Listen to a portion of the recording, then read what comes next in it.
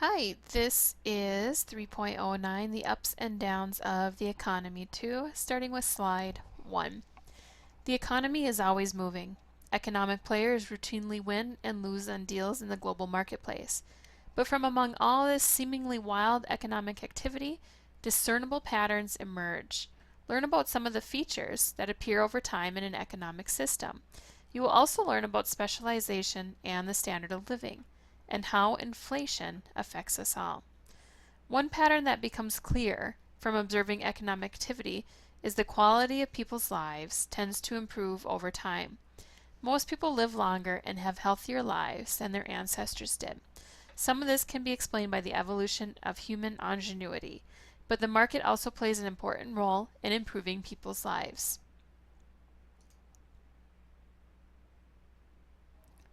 Go ahead and take a look at this on your own, and we'll continue to slide 4. The modern economy is extremely competitive for most companies, and the retail industry is one of the most challenging. Consumers want low prices and lots of variety. The high level of competition in the retail industry results from attempts to meet their demands. The increasingly widespread use of the internet as a channel for retail sales has changed the competitive landscape. Two companies, Zappos.com and Amazon.com, are commonly cited success stories in internet retail. But how did they succeed where so many others failed? Economies of scale. Consider Amazon.com first. Amazon is one of the biggest success stories in the history of internet retail. This company started off selling books, but Amazon now sells just about everything, often at highly discounted prices. How do they do it? How can they undersell other retailers? One answer is volume. Because Amazon reaches so many consumers all over the world, it has enormous power in the marketplace, particularly over the wholesale companies that provide the goods that Amazon sells. Amazon can tell a wholesaler that it wants to buy its products at a lower than average price because it will buy a large quantity. Amazon can do this because it can turn around and sell a lot more units of a product, taking advantage of economies of scale. Take, for example, a book publisher who just published a new book. It cost her $3 per book to have it printed, and she has just printed 3,000 books for a total of $9,000. To make a profit, the publisher needs to sell all of those books for more than $9,000. Albert runs a small bookstore and has only a few customers. Albert will sell the publisher's book, but he will not be able to sell very many copies of it. If the publisher makes a deal with Albert to sell her books, she will also have to find a lot of other bookstores to take her books if she wants to sell all $3,000. The time and effort involved in finding and negotiating with so many different bookstores will create many new costs. If the publisher still wants to make a profit, she may have to increase the price of the books. Susie owns a chain of bookstores. Her stores have higher sales than small bookstores like Albert's, and Susie thinks her stores could sell about 1,000 of the books. That takes care of a third of the publisher's books, so her time, effort, and expenses are much lower than when dealing with individual small bookstores. As a result, the large chain of bookstores can charge less, underselling stores like Albert's. Jeff Bezos founded Amazon.com. Jeff's company reaches hundreds of millions of people all around the world. He can sell all 3,000 of the publisher's books. The scale of Amazon's sales enables the publisher to give Jeff the best price possible. This low price from the publisher enables Amazon to undersell even the big chain bookstores. Low overhead. The story of Amazon demonstrates the principle of an economy of scale. The more you sell of a good, the cheaper you can sell it and still make a profit.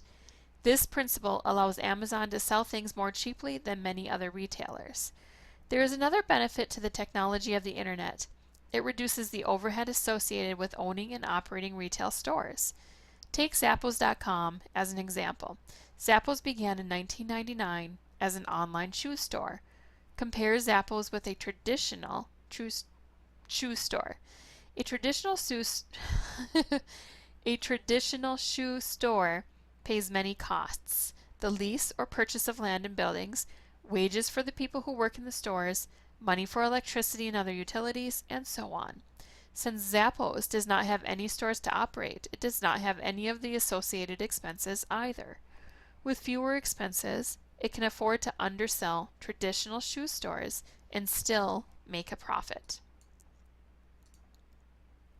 Is it really an advantage? In the early days of internet marketing, it was thought that the fact that online stores didn't have to operate retail locations would greatly increase their profits. While this is true, there are additional costs associated with internet retail that narrow the difference between online sellers and traditional retail stores. Website operators need software developers, and they have to invest in computer technology and digital storage. They also have to pay for the bandwidth that consumers use as they browse the site. The cost advantages of internet commerce quickly disappear as the costs associated with running actual stores are simply replaced with those required to run a significant online operation. Nonetheless, a website is in many more ways more efficient than traditional stores because it's more centralized. By keeping the operations all in one place, costs are less than they are for an operation that has lots of locations and many employees. Even though the technology and support costs of an online business are higher, the overall cost is still lower. Variety. Not all customers are primarily interested in getting the lowest price. A great many people shop on the internet because the things they want are obscure or difficult to find, and they do not care as much about the item's cost as they do about getting the item in the first place. The variety of goods offered by both Amazon and Zappos attracts many of their customers. In 2009, the success of both online retail sites was confirmed when the two companies merged.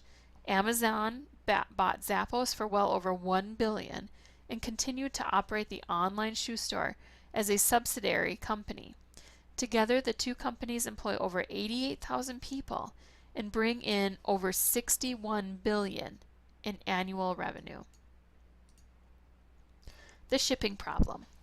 The most significant cost associated with online retail is the cost of shipping products to buyers. Shipping costs can eliminate the savings created by economies of scale and other efficiencies, leaving the consumer paying as much as in a regular store. Amazon solved this problem by spending the money that most retailers would use on advertising to subsidize free shipping on orders above a certain level. Amazon rarely advertises because it spends so much on shipping costs that it does not have room in its budget for marketing. But Amazon's popularity makes it less important to advertise. Zappos also offers customers free shipping along with free returns. Because customers cannot try on its shoes like they would in a traditional shoe store, Zappos allows free returns so that customers can find shoes that fit them properly. Zappos also tries to provide a high level of customer service. The best of both worlds. No matter how special a website is or how low the price is, if customers have a bad experience, they may never come back. And while internet technology has created many more opportunities, it also puts competitors just one click away from stealing a sale. Then you can go ahead and answer the following questions and check your knowledge and your understanding. You have learned about some of the benefits provided by specialization. However, you should be aware that some economists criticize specialization. They do so not because of the productive power of specialization. Almost everyone admits that specialization does increase productivity, but because of the effects of specialization on workers. Karl Marx claimed that the increasing specialization of the means of production in capitalist societies caused workers to become separated from their labor. They no longer felt that their work had anything to do with their lives, and this led to alienation among workers. According to Marx, estrangement and alienation occur because workers focus on smaller and smaller elements of a production process. He said that this makes them more and more like machines. This is bad for their hearts and minds, he said. Read the following excerpt from Karl Marx's essay titled The Estrangement of Labor, written in 1844. Pay attention to whether or not Marx's assertions about labor match your own experiences. And if you look on the list in the course announcements of assignments that we are not completing, we are not doing 3.09, the question dealing with Karl Marx and alienation. So you can definitely go ahead and read the next two slides. But at this point, just know that Karl Marx, he wrote Estrangement of Labor. And really, he thought that having specialization was a bad thing for people and for workers, that it made them more like machines and wasn't good for them in the long run. So you don't need to worry about the next two slides unless you'd like to read them on your own. In that case, you can go right ahead. So that would have been, actually, I'm sorry, 3 slides. And that'll take you to slide 15. And then slide 16, it comes to the end, where it says explaining estrangement. Even though Marx wrote the passage more than 150 years ago, his topic remains relevant to many people today. You have learned that the law of supply and demand applies to wages because labor is a commodity that gets bought and sold in the labor market. Marx examines how this affects the labor process. Clearly, it has significant effects on wages, but Marx wanted to point out the effect on workers as well. The main effect he examines is the estrangement produced by paying wages in exchange for work. Because of this arrangement, the goods and services the worker creates become something alien and a power independent of the producer. Why? Because the things workers create don't belong to the workers. They belong to the producer who pays the wages.